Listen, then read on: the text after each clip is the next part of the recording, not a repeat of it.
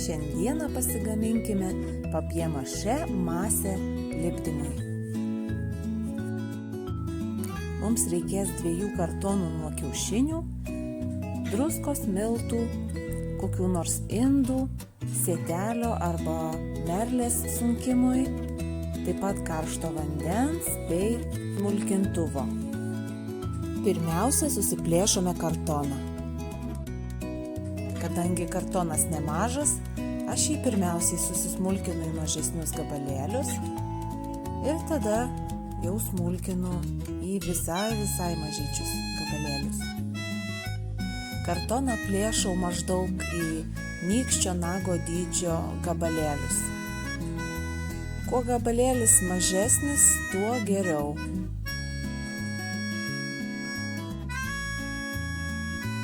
Taip susmulkiname abu kartonus.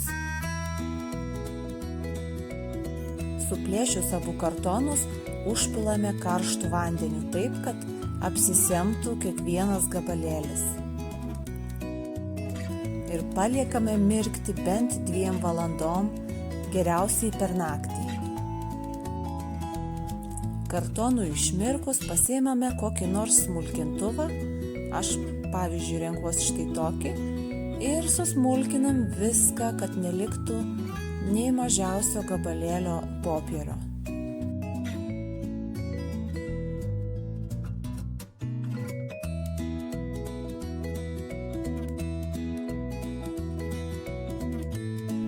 Gaunasi tokia masė panaši į košę. Laikas išsunkti vandenį. Gautą masę dedame į sėtelį arba merlių ir išsunkiame.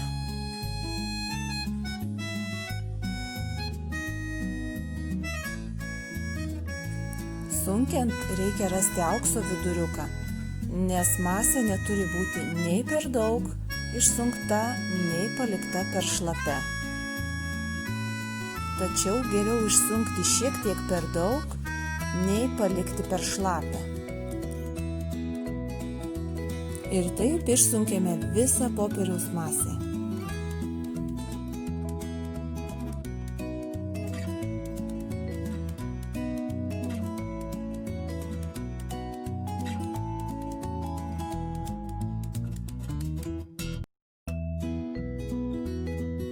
Išsunktą popieriaus masę susmulkiname, sutriname iki mažų gabalėlių pirštais.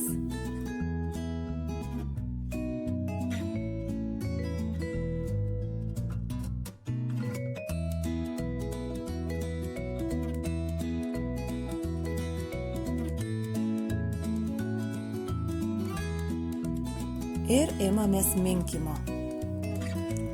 Pilame 1/3 stiklinės druskos, 2 stiklinės miltų,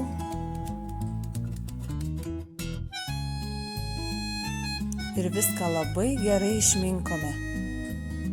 Jei jaučiate, kad masė per sausa, galima įpilti šiek tiek vandens, o jei per skysta, įdėti šiek tiek miltų, kol gausite norimos konsistencijos masę. Pagal mano receptą masė turėtų gautis panaši į plastiliną. Štai nekenksminga ore džiūstanti popieriaus masė, iš kurios galima padaryti įvairiausių projektų. Su ja gali dirbti tiek vaikai, tiek suaugę.